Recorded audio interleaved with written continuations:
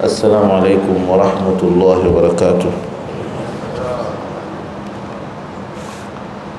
Baada ya kumhimidi Mwenyezi Mungu Subhanahu wa Ta'ala na kumtakia rehema na amani Mtume wetu Muhammad sallallahu alayhi wa alihi wasallam, tunaendelea kukumbushana masuala mbalimbali katika ibada zetu hizi, na sasa hivi tupo katika kumalizia kipengele kilichobakia kwenye masuala ya zakatul fitri. Tulisema kwamba hii zakatul fitri Mtume sallallahu alaihi wasallam ameifaradhisha kwa sababu ya kujitakasa na saumu zetu.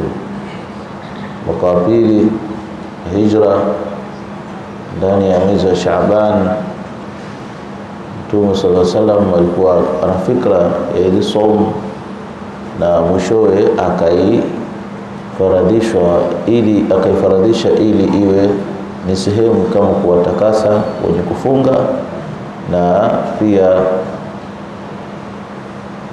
kuwasaidishia wale ambao wasiokuwa nacho kama unavyojua, na hikma yake ndio hiyo, kujitoharisha na kuwasaidishia wale ambao tukasema kwamba kiwango chake ni saa, ni pishi moja kwa wakati wetu ni takriban kilo 2.5 kutoka kwa shakani, kilo 2.5 ndio kwa kila mtu mmoja. Tukasema kwamba kwa kauli za maulama ni kutoa chakula ambacho kinatumika sana katika ule mji, lakini tukasema kwamba katika wanachuoni ambayo madhhab ya Imam Abu Hanifa na pia Imam Malik wa mutaakhiri al-Shafi'i, pia na wale wanachuoni mutaakhirina wa Shafi'i wakasema yajuzu ikhraj al-qima, kutoa qima, kwa sababu kwa kuiangalia hadithi ughnuhum an suali yawm Eid, kwamba watoshelezeni na kuomba siku hiyo ya Eid. Kwa hiyo tunashukuru kwa kiwango chake tumeikumbusha. Leo tunaendelea na wakati gani wa kuitoa hiyo zakatul fitri. Wa wakati wujubu alfitra fa huwa ghurubu ash-shamsi lailatul Eid. Wajibu wa hii zaka unaanza pale tu linapozama jua ile siku nini ya Eid. Kana min ahli alwujub, yule ambaye alikuwa sasa ni miongoni mwa watu wanaopasa kutoa kwa wasifu wa kisheria, basi hina idhin au hina dhaka, wakati huo wajibat alayhi, itakuwa imeshawajibikia hii zakatul fitr. Na akiwa hana zile wasifati za kutoa, fala, atakuwa yeye basi hajawajibikiwa. Na unakuwaje na wasifu au muwasafati wa kuwajibikiwa zakatul fitri? Principle kubwa aliyoweka wanachuoni ni kwamba unamiliki chakula chako wewe mwenyewe na wale watu ambao wote wanakutegemea wewe kwa ile siku ya Eid. Ndio tukasema zakatul fitri ni ya wote. Ile siku ya Eid umepata chakula chako wewe mwenyewe, umepata chakula cha watu wako, basi kilichozidi ushakuwa na wajibu wa kutoa zaka. Hiyo sharti ya kwanza. Lakini sharti ya pili nayo wakatambia lazima umediriki juz'un min Ramadhan wa juz' min Shawwal. Umediriki vyote. Ukikosa kimoja wapo, fala alayka shay'a, hakuna juu yako chochote. Kwa mfano, ikawa mtu amekufa kabla magharibi, huyu la wujuba alayhi. Kabla magharibi mtu amekufa, haijaingia Shawwal, huyu la alayhi, hana chochote cha kutolewa, ima yeye mwenyewe kwenye mali yake kutoa au kutolewa kwa ikiwa ni mtu mwana family. Walau bidaqaiq, tena anachona akasema japo kwa dakika tu chache kabla magharibi hajaingia, la mtajulu fitra. Lakini wa imata ba'dahu, akifa mfano baada ya kuzama jua, maana kishaingia Eid, hata kwa dakika chache, huyu kwake yeye mwenyewe shakuwa wajibu. Na ikiwa kwamba kutolewa pia kwake ishawajibikia kufanyaje, kutolewa kwa yule ambaye anaomiliki chakula chake. Halikadhalika hivyo hivyo katika kuzawa, hii ilikuwa ni kufa. Ikiwa mtoto amezawa baada ya magharibi kwa dakika chache tu, amezawa baada ya magharibi kwa dakika chache, huyu la mtaji fitratu, haiwajibu kumtolea fitra yake.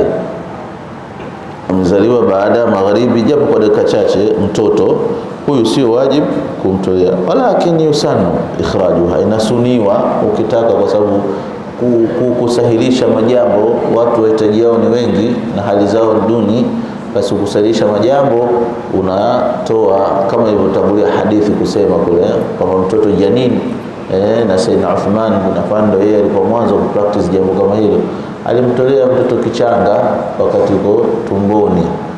Sasa kwa ile kishakuwa amezawa pia baada ya maghrib mimbabi au la kufanya, lakini ni sunna, sio wajibu, ni sunna. Wa in ulid qabla al-ghurub walau bi daqa'iq wajib ikhraj al-fitra minhu, kwa sababu sharti yote kama ulama lazima udiriki juz'ain, juz min Ramadhan wa juz min Shawwal, na unamishi. Sasa imeshakuwa ni wajibu min al-Eid, ana waqtu alladhi yakunu al-fitr min Ramadhan. فإنه يقال زكاة الفطر من رمضان فكان منات حكم ذلك الوقت, kwa sababu time ya kutoa zaka fitri imefungamana na mwezi wetu wa Ramadhan. Kwa hiyo nayo katika kuangalia time ulama wameizingatia. Kwa hiyo ni time ni ya wajibu, mtu kashawajibikiwa. Lakini sasa kuna time sasa ya kutoa, kuna time nini ya kutoa ile sasa. Hapo ndio kidogo marejezi na kwa zinachanganya au watu wanababaika kwamba time ya wajibu, time ya jawazi, na kuna time ya kwa wewe umewajibikiwa kutoa, na kuna time sasa ya kutekeleza ile zaka. Kwa hiyo ujubi ni pale tuliposema kwamba imeshakuwa wewe umediriki hizi sehemu mbili, Ramadhani umeidiriki na Shawwal umeidiriki, na pia unao uwezo wa chakula chako ile siku ya Eid wewe na watu wako. Sasa inabidi uanze kutoa zakatul fitr. Ama wakati wa kuitoa zakatul fitri, wa amma zaman daf'iha falahu waqtan, hapo kuna nyakati mbili, kuna wakati fadhila kutoa na wakati jawaz. Ukishakuwa umekuwa ni umeshadiriki ahlia ya kutoa, umeshakulifaidi kutoa, unazo sifa za kutoa. Sasa hapo ndani yake kuna time mbili. Ukitaka upate time ya fadhila, yani thawabu ziwe nzuri zaidi kwa kuwajibikiwa kwako, na upate thawabu za jawaz, kwa inajuzu kufanya hivyo. Sasa wakati ni mbili. Fama wakati al-fadila, wakati wa fadila ndio unataka utoe, yani fitra yako imekuwa makbuli zaidi na thawabu nyingi zaidi, ni pale fa huwa sabahul Eid, ni ile asubuhi ya Eid, wa qabla salah, na kabla ya kuswali. Kabla ya kuswali ukawa umeitoa zaka yako ya fitri, baada ya fajr pale imeingia, na kabla ya swali ukaitoa. Lima fi sahih Bukhari min hadith Abi Sa'id al-Khudri radhiyallahu anhu, kunna nukhriju fi ahdi an-nabi sallallahu alayhi wasallam yawm al-fitr sa'an min ta'am. Wa fihi aidan hadith Sayyidina Umar ibn Abdullah bin Umar fi anna an-nabiy sallallahu alayhi wasallam amara bi zakat al-fitr qabla khuruj an-nasi ila as-salah. Tumeamrisha tu watoe zaka ya fitri kabla hawajatoka watu kwenda katika swala. Na baada ya kuswali hakuna tena jambo, kama ilivyokuja katika sheria mbalimbali. Ibn Uyayna katika tafsiri yake an Amr bin Dinar an Ikrima qala yaqdumu ar-rajulu zakatahu yawm al-fitr bayna yaday salatihi fa inna Allah yaqul qad aflaha man tazakka wa dhakara isma rabbih fa salla. Kwa hiyo hapo tunapata picha kwamba huyo Ibn Uyayna yeye katika kutafasiria akasema kwamba mtu mara nyingine anaweza kutoa zaka yake ya fitri kati ya hii swala nini, swala Eid, ambalo ndio jambo litakuwa ndio inaoana. Anatuambia Ibn Uyayna katika tafsiri yake ndio inaoana na kauli ya Mwenyezi Mungu aliposema qad aflaha man tazakka, amefaulu ambaye ametoa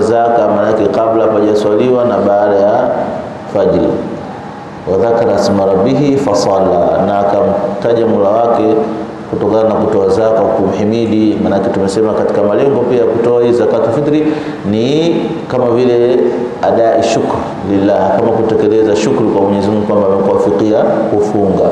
Kwa hiyo itakuwa dhaka rasmi, atakuwa amemkumbuka Mwenyezi Mungu wake na kumtaja, kisha fasalla na akasali Eid. Kwa maana kwamba ikiwa nje ya Eid, ikiwa nje ya sala, kana hiyo sio fitra. Lidhalika kana min afdal ta'khir salati al-Eid. Wale wengine salatu al-Eid ya fitra wanaichelewesha pia, kama inavyokuwa na ile zaka Eidul Adha inawaishwa kidogo ili watu wakawahi kuchinja na mengineyo, lakini fitri yatakuwa icheleweshe kidogo ili watu wapate kutoa zile zaka zao, sababu ndio wakati ambao wa fadhila, na wakati ambao wa fadhila sana, kwa sababu ya hii aya tuliyosoma inaashiria hilo. Kwa hiyo baadhi ya ulama wakasema afdalu ta'khir salati al-Eid يوم الفطر يتسع الوقت لإخراج الفطرة. hiyo wakati nini? Fadhila, katika kutekeleza ushawajibikiwa, lakini ukitaka kupata fadhila utoe time hiyo. Kuna wakati aljawaz, kuna wakati wa kujuzu kutoa hiyo zakatul fitri, fa huwa qabla al-Eid, qabla Eid bi yawm au yawmain, siku mbili, siku moja au siku mbili. Hii ni amali imefanywa na wengi katika ahlul ilm au tunasema katika salihin, kwamba unaweza kutoa siku kabla ya Eid siku moja au kabla ya siku mbili, lakini shar'an kisheria yajuzu daf'i zakatul fitri hata min awwal Ramadhan, yajuzu min bab jawaz, yajuzu ada zakatul fitri hata awwal Ramadhan, kwa sababu lengo kubwa ni kutekeleza hii faradhi. Kufikia lengo, kufikia makusudio yaliyowekwa, hiyo ni kitu kingine, kwa sababu kusudio ni kuwatosheleza ile siku ya Eid, watu wasiombeombe, wawe na furaha na wao. Lakini wewe sengine kwa dhurufu sawa ukaona acha mimi nitoe mapema, naweza nikafika time hiyo labda nitakuwa na situation, nitashindwa, niko mbali na mali zangu, ni kadha kadha, yani imejuzisha kitokea emergency yote. Lakini aula kutoa ile siku ya Eid ili lengo na makusudio ya zakatul fitri yawepo sehemu yake. Kana Abdullah bin Umar yuti ani saghir wal kabiri katika familia zake, wakana yatuna kabla fitri bi yawm yawmain. Hii ni amali pia moja wa masahaba, alikuwa naye anatoa siku moja siku mbili kabla ya kuwa Eid, kutokana na msongamano wa wale watu wanapokuwa wana haja mbalimbali, wengine wanataka kufanya maandalizi. Kwa hiyo imejuzisha sheria kufanya hivyo. Kwa hiyo wakati ni ziko hizi mbili za kutoa, ima wakati al-fadila ndio tumesema kabla ya swala ya Eid, yani baada al-fajr wa kabla salati al-Eid. Wakati al-wujubi ni ile kisha za jua tu, ushawajibikiwa wewe kutoa wakati unamiliki hizi sharti, unamiliki chakula na umepata sehemu ya Ramadhan na umepata sehemu ya nini ya Shawwal, yani utakaodiriki juz sehemu ya Ramadhani na sehemu ya Shawwal. Ikienda sivyo ndivyo, hapo maana yake wewe hajakuwa wajibu kwako. Lakini wakati wa kutekeleza ndio ziko mbili, wakati fadhila na wakati jawazi. Kwa wakati jawazi ni huo. Alafu kuna wakati sasa unaitwa wakati al-hurma, ni haramu ukiwa unafanya bila udhur. Nini nayo? Ni ta'khiru an salati al-Eid, wala yajuzu ta'khiruha an salati al-Eid, wala haifai kuichelewesha hii zakatul fitri baada ya salati nini, salati al-Eid. Fa in khara an salati al-Eid bila udhrin, akiwa amechelewesha zaka yake pasi na udhuru akaitoa baada ya sala ya Eid, lam tuqbal minhu, haikubaliki hiyo zaka yake. Ndio maana katika riwaya kwa kutumia na kun sadaqa min sadaqat, inakuwa kama ni sehemu tu ya sadaqa, lakini una dhambi kwamba wewe hujatoa zakatul fitri. Kwa sababu gani? Umeichelewesha mpaka baada ya nini, ya salatul Eid. Lianna khilafu ma amara bihi Rasul sallallahu alaihi wasallam, ni kinyume na vile alivyoamrisha mtume wetu sallallahu alaihi wasallam. Tunajua nyuma tulisomea hadithi kwamba Mtume akatwambia katika hadithi ya Ibn Abbas radhiallahu anhu, anna man addaha qabla salati, mwenye kuitoa kabla ya sala Eid, fa hiya zakatu maqbula, hiyo ni zaka yenye kukubaliwa. Wa man addaha ba'da as-salah, na mwenye kuitoa baada ya salatu Eid, fa hiya sadaqatu min sadaqati, lakini sadaqa min sadaqati, kwa maana kwamba umetoa kitu Allah atakulipa ulikotoa, lakini unaandikiwa dhambi kwa kuwa hujatekeleza zakatul fitri. Kwa hiyo nini maana yake hapo? Utakuwa utubie, ufanye tauba, hata mwakani tena usifanye hivyo. Lakini man akharaha li'udhr, mtu ambaye amechelewesha kwa udhur, fala basa, hakuna shaka Mwenyezi Mungu atamlipa, kwa sababu ile iko out of his capacity au capability, iko nje ya uwezo wake. Kwa hiyo Mwenyezi Mungu hawezi kumpatiliza na jambo ambalo yeye haliwezi. Wasema ulama kwa fala basi, hakuna gumu akawa amechelewesha kutoa ile zaka kutokana na dhurufu zilizomkuta. Kama mfano gani ulama wakatambia, mithla yusadifu al-Eid, ikawa imemkuta ile Eid mtu na yuko katika mji ambao ma yudfa'u minhu, yani aitolewe zaka kwa sababu watu walivyo pale wanajikwasia, inatolewa zaka itolewe sehemu nyingine mfano wake. Laisa indahu man yadfa'u ilayhi, au mtu akawa amepata dharura ya kuumwa na hana mtu kumtolea ile zaka mpaka akapata nafuu baada ya nini, ya swala salatu Eid ishapita, basi hapo anaweza tena akamtolea akatoa, kwa maana itakuwa hapati dhambi katika ile jambo la zakat fitr. Wal wajib an tasila ila mustahiqiha. Sasa wajibu ulikuwepo ni kutoa iwafikie watu ambao waliostahiki, lakini mara nyingine mtu anaweza kuwa anayo ile zaka, lakini mazingira yamemzuilia, kama vile labda amemkusudia mtu fulani kumpa na yule mtu hamuoni, hayupo, basi mpaka akasahau kwamba ametoa au hajatoa. Basi huyo akija kutoa baada ya Eid maudhuru, anachukuliwa udhuru, lakini bila udhuru wote wa kisheria haitakiwi kufanya hivyo. Wale wengine wakatoa mfano kama mtu alimwakilisha mtu amtolee, ile zaka, yeye mwenyewe hana nafasi, na yule mtu naye ima alikuwa ajui sheria au alipata dharura akadelay kumfikishia yule mtu anaostahili, basi hapa yule mtu hawezi kupata dhambi. Yule mtu atatoa hata baada ya swala na atakuwa ameweza kulipwa kama vile zakatul fitri inavyokusudiwa.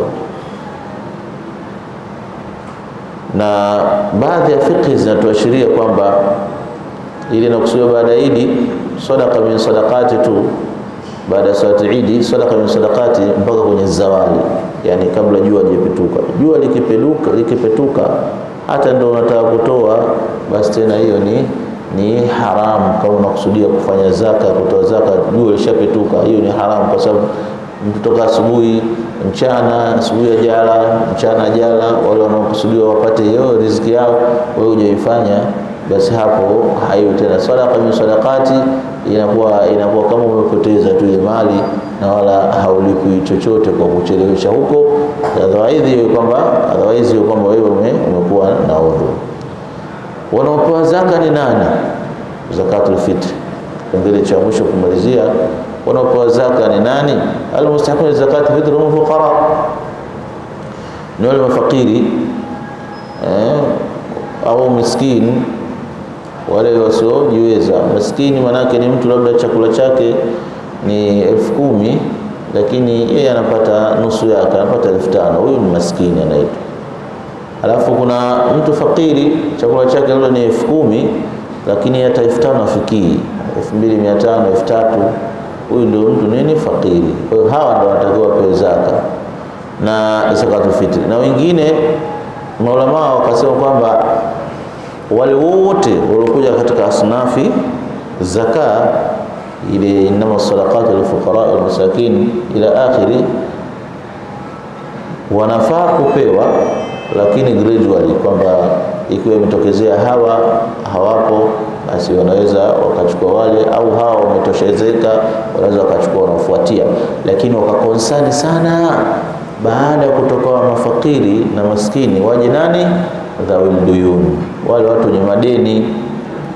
Kwa hiyo man alayhi dayn la yastuna wafaaha, mtu hawezi kulipa, fi utuna minha biqadri hajatihi, atapewa kwa kadri ya haja yake kutokana na ile deni, atapewa kwa kadri ya haja yake kutokana na ile deni. Deni sio zuri. Mara nyingi hata ukiwa mtu mwema, lakini unapoenda kule kaburini huwezi kupata ile mema yako mpaka ile deni lile limelipwa. Ndio maana sheria nayo ikakonsani sana jambo kama hilo, kwamba mtu akiwa na deni apewe zaka, alipiwe. Tofauti kama wengi tunaona sisi kwamba akishakuwa mtu ana deni hafai bwana, salijikopea mwenyewe. Sisi hatukuambiwa tutafute sababu gani ulikopa kwa ajili ya nini bwana? Maana vile mtu ana deni na deni limethibiti kweli anadaiwa, basi anatakiwa apewe zaka ili alipe ile deni kwa sababu ya kumnusuru. Tunajua kwamba kiswa kirefu Mtume sallallahu alaihi wasallam alikuwa wasali watu ambao wenye madeni mpaka atokee mtu kulibeba ile deni, asema mimi nadhamini deni nitalilipa, otherwise anaambia msalieni ndugu yenu nyinyi wenyewe. Kwa hiyo deni ni kitu ambacho tunatakiwa tukonsani kwa wale ambao Mungu amewafungulia wanataka kutoa zaka. Asiangalie tu mtu kwa sababu hali yake ngumu ndo amsaidie. Maana kuna mentality nyingine, hata ukivaa kanzu nzuri hivi na kofia inapendeza, basi ushakuwa wewe ustahili kutoa zaka. Ipo hiyo mentality namna hiyo. Nimepata kumsikia mtu mmoja katika masheikh akamwambia, mimi naogopa hata kumiliki gari bwana. Kimiliki gari basi tena nitakuonekana na uwezo, kwa hiyo sitokuwa na hali yangu inajulikana. Yaani kuna mtu atakumpa zawadi ya gari lakini anakataa kwa mentality hiyo. Sababu ndo Tanzania tulivyo, wakati hivi ni vitu vya lazima katika maisha ya mwanadamu, mtu kuwa na usafiri, kuwa na nyumba, kuwa na namna ya matibabu. Lakini kwa sababu sisi nchi zetu za kimaskini, ikitokezea mtu anakuwa hivyo, hata wale mashehe wenye hali hizo wanaonekana kama ni matapeli, walaji, hatakiwi. Maana kama mashehe watoka wao na hali mbaya, vikanzu vina nini wanukana, basi huyu bwana wataki, huyu ndio mwenyewe. Lakini ukishakuwa una hali nzuri, wewe ushakuwa unatengwa tena, na hata kama unahitaji haupewi. Kwa sababu gani? Tayari unamiliki ile. Ni mentality ambayo sio sahihi Uislamu. Kwa hiyo inaweza kuja mtu kama Mtume SAW anasema ati sa'il, yani ati sa'il walau ja'ala faras. Alikuwa na maana kubwa sana, mpe aliyokuja kuomba japo amekuja katika farasi mzuri unamuona mkubwa. Kwa mfano tuseme kwa mtu amekuja na Mercedes Benz au amekuja na V8 anakuja kukuomba jambo, basi kama unalo wewe Muislamu, unalo uwezo wako, mpe. Usijaji kwamba huyu bwana amekuja na gari na mimi ngoja nimpe. Kwa sababu gani? Huenda time ile amekwama katika mali zake, hawezi, ana accessibility ya kutoa. Huu ndio Uislamu unatufundisha. Lakini sasa wengine tunajitilia fikra zetu wenyewe na tunakosa fadhila. Ndio maana Uislamu sasa unaonekana dhaifu, Uislamu sote uko weak, na tuna kila kitu kwa sababu ya hizi mentality ambazo tumejengea kwa kutokufahamu Uislamu wetu kwa usahihi. Kwa hiyo mtu mwenye deni atapewa kwa kadri ya deni lake. Namna gani sasa ya kuitawanya ile zaka? Wajuzu tawzi'i alfitra, kuigawa ile zakatul fitri ala akthar min faqirin. Watu wakakusanya zaka yao wengi wakampa fakiri huyu mmoja, hiyo jaiz shar'an, inajuzu kisheria. Wajuzu dafu adad min alfitr ila miskini wahid. Kinyume chake imebadilisha masala, yani ikawa mtu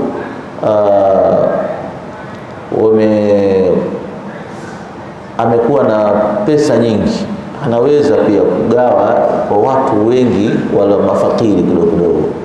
Au kinyume chake watu wamekusanya zile zaka zao akapewa miskini huyu mmoja, pia katika sheria inajuzu kutokana na mazingira na hali ilivyo. Sangile maskini ukitoa wewe tu nyumbani kwake, watu wasema jana ana timu haiwezi kutosheleza, akatoa na mwingine ndio itafikia kutosheleza ile hali ilikuwa nayo. Kwa hiyo hii imekuwa wasi katika tawzi'i, katika kuigawa ile zakatul fitr. jana Nabii sallallahu alaihi wasallam kwa Mtume sallallahu alaihi wasallam yeye qadar wajib wala yaqdir man yadfa ilayhi, yeye amekadiria kiwango cha kutoa na wala hajawasema hajakadiria idadi gani ya kuwapa au kwa sampuli gani ya kuwapa. Kwa ili ameliacha free Mtume sallallahu alaihi wasallam ili sisi tuweze kutekeleza. Kwa hiyo hakuna ugumu na ubaya katika hilo. Tuna sisi wengi tukakusanya tukampa mtu mmoja, au mtu mmoja akawa na nyingi katika zaka akaweza kuwapa watu wawili watatu ili waweze kupata wepesi. Masala ya mwisho ni kuhamisha zaka. Je, inafaa kuhamisha zaka kuipeleka sehemu nyingine? Kwa rai ambayo ilikuwa rajih, kuhamisha zaka ni la yajuzu. Rai ambayo ilikuwa rajih, kuhamisha zaka la yajuzu. Hata zakatul mal la yajuzu ila ikiwa kuna sababu, mfano haja ya mji mwingine ni kubwa zaidi kuliko haja ya mji fulani, hapo unaweza ukafanya namna hiyo. Au kwa Mola ndio akaangalia ile pia dhi qaraba, kuna ndugu hali yake chaka lakini yuko Mbeya, au hali yake chaka yuko Pemba. Kwa hiyo kwa ile hali ilivyo, kuangalia dhi qaraba unaweza ukampelekea jambo kama zaka. Lakini kauli rajih kwamba si vizuri kuhamisha zaka, kwa sababu Mtume sallallahu alayhi wasallam ubunuhum, maana wale watu wa sehemu ile. Ama katika zakatul mali, kwa nini Mola alipata ufahamu kwamba haifai kuhamisha zaka? Kwa ile hadithi ya Mtume sallallahu alayhi wasallam kwamba tukhadhu hii sadaqa au zaka tukhadhu min aghniyaihim wa turaddu ila fuqaraihim. Asili nisba na idafa aghniyaihim fuqaraihim ndio ikasababisha kwamba haifai kuhamisha zaka. Ile itapokuja emergency naweza tukahamisha kwamba watu wa pale wanajitosheleza, kuna wenzetu wengine wana haja ambayo zaidi, hapo tunaweza tukahamisha. Lakini kwenye zakatul fitri hawajakuwa wamelitilia mkazo sana wanachuoni. Kwa hiyo zakatul fitri asili yake watu wa pale pale siku ya Eid, na kama Mungu amekupa wepesi, fanya fadhila. Wale watu wa mbali pia nao ni jamaa zako, watengenezee mazingira, kwa sababu ma tuqaddim li anfusikum min khairin tajiduhu inda Allah. Sio kuna watu target yao kwa ile hofu ya kufilisika, yani kila kitu chao na target katika ile zaka. Ndio maana sasa hivi kuna mfumo umezuka, sababu sisi ndio tunaulizwa sana maswali kama hayo. Mtu anakuja ataka fatwa ili aweze kujiweka sawa, yani mtu anakusanya zaka yake alafu anakaa nayo, akitokea mtu ana shida ndo anachomoa anampa. Kuna shida mkamzima atomoa na hizo. Sasa mara nyingine anaweza kuwa ameimaliza na ile mwaka hujafika katika zaka, ambapo nimeulizwa ile swali imeisha na wakati time ya kutoa zaka haijafika pia. Anasema kwamba je, anaweza yani sheria inamruhusu kwamba atoe sasa hivi lakini ndio iwe zaka ya mwakani. Kwa inawezekana yani hataki ile mali yake aitoe, anataka kile ambacho kilichokuwa amelazimishwa na mzungu kitoe ndio atoe. Hii ni yani bukhl, ni bukhli. Na mtu nafasi unayo kama mtu sio kwamba la tamkusul mal bisadaqa, yankusul mal bisadaqa, kama sasa mali sadaqa haipunguzi mali yako, bali ndio inakuzidishia kila ukitoa, kwa sababu maana ya zaka ni annama, pia ile kwa inazidi. Lakini sasa kwa sababu ya binadamu unaona kama ukitoa inapungua. Mwenyezi Mungu atujulishe kheri, atufaishie tuweze kutekeleza hii ibada yetu ya zakatul fitri sote. Hii sio ya matajiri jamani, tunapenda kukariri, zakatul fitri sio zaka ya matajiri wafanya biashara au wenye mali. Hii ni zaka ya Ramadhani. Ni kila mmoja anamiliki kitu kichache tu katika mali zake, basi atoe zakatul fitri. Na wala sio kwa mimi maskini. Kuna mentality kwamba Yesu zote ni maskini tu, atakapewe yeye tu hatoi. Basi zakatul fitri ujitahidi naye utoe. Allah Ta'ala alam, Mwenyezi Mungu atuwafikie tu miongoni ambao yastamuna qawla wa yatuna ahsana. Allah Ta'ala alam. Al-Fatiha.